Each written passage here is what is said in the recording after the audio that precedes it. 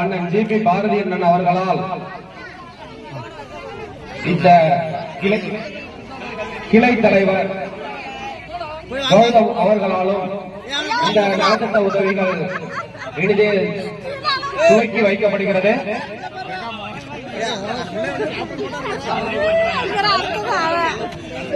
இதன் நலத்திட்ட உதவியாக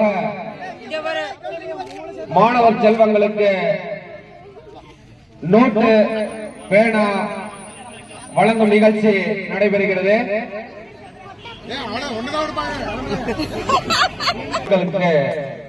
நமது மாவட்ட கழக செயலாளர்